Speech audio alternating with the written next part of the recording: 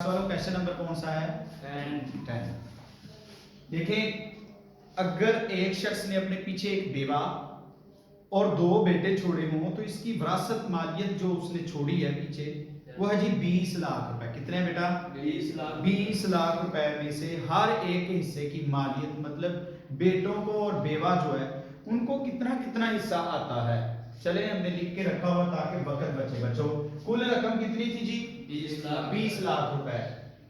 अब हमने क्वेश्चन में ये गौर किया कि बच्चे बेवा के पास हैं तो हम बच्चों की मौजूदगी में जो बेवा का हिस्सा होगा वो होगा 1/8। हम क्या करेंगे जी? 20 लाख को 8 पे कर देंगे तकसीम। तुम्हारे पास आंसर आता है जी 2,50,000 है। कितना आता है जी? 2 लाख।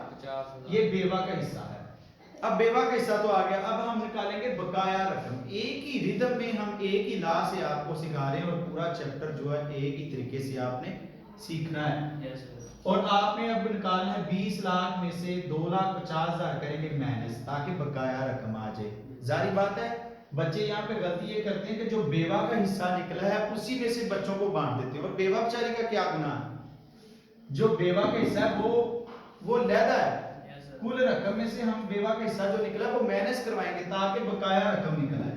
तो हमने 20 लाख थी कुल रकम, उसमें से बेवा का हिस्सा निकला 2,50,000। हम कर देंगे माइनस, तुम्हारे पास आता है 17,50,000 रुपए बकाया रकम बचती है बेवा को देने के बाद। अब ये जो बकाया रकम है ना ये बच्चों में बांटी जाएगी। हर क्वेश्चन पे गौर करना है आपने। पहले बेवा का हिस्सा निकालना है, ठीक है? बेवा का हिस्सा निकाल के कुल रकम में से जो बेवा का हिस्सा निकला उसको माइनस करना है। फिर जो बकाया रकम आ जाएगी उसमें से बेटे हों या बेटियों उनकी निस्बत निकाल के हिस्से निकाल के आप अच्छे तरीके से क्वेश्चन को हल कर पाएंगे। बेटों की तादाद जो दे रहा है ना क्वेश्चन पे वो है 2। तो हम क्या करेंगे? बेटों की निस्बत 2 निस्बत 2। तो निस्बती मजमुआ करने से, मजमुआ कहते हैं प्लस को, तो 2 + 2 कितने आ जाएंगे? इससे 4। लो जी, अब हम एक ही हाथ हर बेटे को हिस्सा दे देते हैं। तो 2 हिस्से होते हैं बेटे के, 2 हिस्से होते हैं ना, ये तो हमने सीखा। तो 2 को मल्टीप्लाई कर देंगे जो बकाया रकम निकली ये वाली, तो डिवाइड करेंगे हिस्से, जितने हिस्से हैं उन हिस्सों पे डिवाइड करेंगे।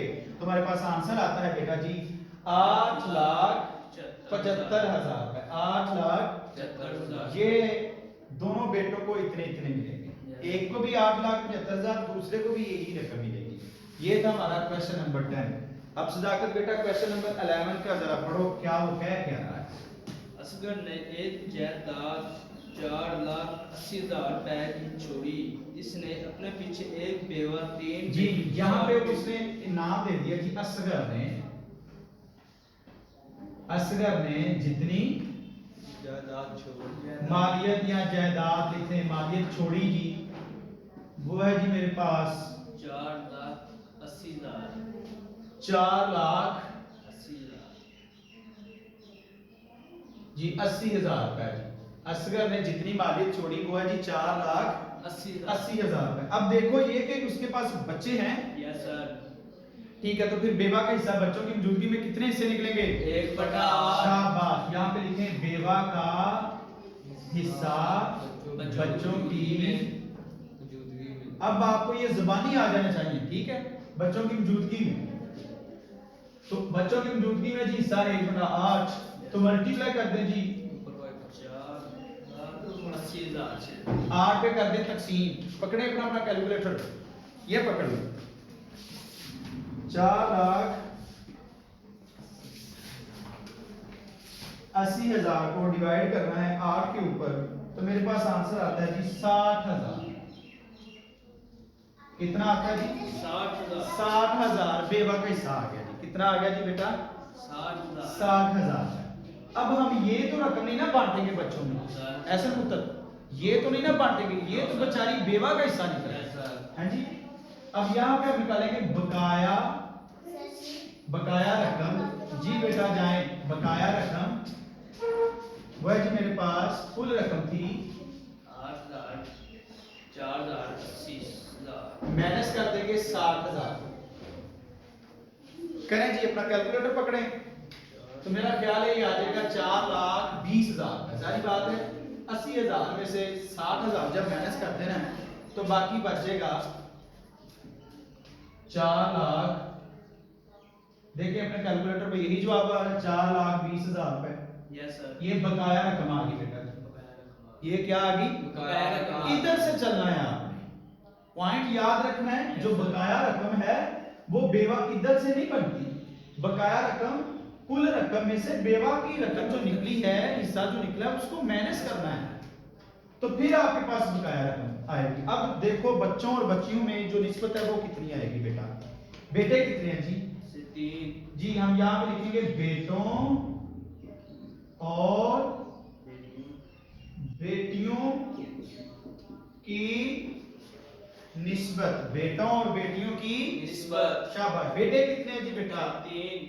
2 निस्बत 2 निस्बत 2। अब बेटियां कितनी है बेटा? 4। 1 निस्बत 1 निस्बत 1 निस्बत 1। ठीक लिख दिया आपने। अब यहाँ पे हम लिखेंगे निस्बती मजमुआ। शाबाश। निस्बती मजमुआ। मजमुआ कहते हैं इकट्ठा करना प्लस करना है। तो क्या आ जाएगा? बड़े ध्यान से करना है। 2 प्लस 2 प्लस 2 प्लस बेटे हो गए जी। अब 1 प्लस 1 प्लस 1 प्लस। बेटियों की तादाद 4 है, बेटों की 3 जी। इकट्ठा करें तो कितने हिस्से बन जाते हैं? कि 10 हिस्से बनेंगे। बच्चे 3 ये हैं और 4 ये हैं। हमने बच्चों को नहीं देखना, हमने हिस्सों को देखना है। लो जी 10 हिस्से बने। अब हम एक ही बार कह देते हैं हर बेटे का हिस्सा। पहले हम निकालते हैं हर बेटे का हिस्सा। हर बेटे का हिस्सा। का हिस्सा। यहां आप लिख सकते हैं हर बेटे को जो हिस्सा आता है, ये भी लिख सकते हैं और ये भी लिख सकते हैं हर बेटे का हिस्सा। और दूसरे नंबर पे आप लहदा भी कर सकते हैं, पहले बेटे का हिस्सा, दूसरे बेटे का हिस्सा, लेकिन वो जरा लेंथी चला जाता है। ठीक है, आप पे आंसर तो यही आना है, चेक करने वाला समझ जाएगा कि हर बेटे को यही हिस्सा मिल रहा है। अब हम हर बेटे का हिस्सा निकालते हैं तो 2 को मल्टीप्लाई करेंगे बकाया रकम। बकाया रकम कौन सी है जी? 4,20,000। डिवाइड किससे करेंगे सदाकत? डिवाइड 10 पे। शाबाश, क्योंकि 10 हिस्से हैं। पकड़े अपना कैलकुलेटर, 2 को मल्टीप्लाई करें 4,20,000 पे और डिवाइड करते हैं 10 पर जी। हमारे पास आया जी 84,000। कितना आ गया जी? 84,000। 84,000। ये बेटे का, हर बेटे को इतना इतना हिस्सा आएगा जी। Yes sir. अब हम बेटी का भी निकाल देते हैं। यहाँ पे ना, यहाँ पे निकाल देते हैं ताकि कैमरे की रेंज आ जाए। बेटी का हिस्सा तो हम एक ही मर्तबा लिख लेते हैं हर बेटी का हिस्सा, क्योंकि बेटियां भी 4 है ना। Yes, तो sir. लहदा लेंथ ही चला जाएगा। यहाँ पे लिखते हैं हर बेटी का हिस्सा। हर बेटी का हिस्सा। तो बेटा जी बेटी को कितने हिस्से से मल्टीप्लाई करना है? 1 के साथ, क्योंकि बेटी का हिस्सा होता है 1 को मल्टीप्लाई करेंगे किसके साथ? जो बकाया रकम आई वो है जी मेरे पास 4,20,000। डिवाइड किस पे करेंगे? 10 पे। तो आप 4,20,000 को डायरेक्ट 10 पे डिवाइड करेंगे और आंसर देखें क्या आता है। 4,20,000 को डिवाइड करेंगे 10 पर। शाबाश जी, 42,000। यही आंसर है बेटा जी। Yes sir. ये हर बेटी का हिस्सा इतना इतना आएगा और बेटे को इतना इतना आएगा। उम्मीद करता हूं कि आपको क्वेश्चन नंबर 10 और 11 की समझ आई होगी। Yes sir. अब जो लास्ट वाला क्वेश्चन है, क्वेश्चन नंबर 12, वो आप खुद करेंगे। ठीक है, मिलते हैं अगली वीडियो के साथ, तब तक के लिए इजाजत दीजिए। अल्लाह।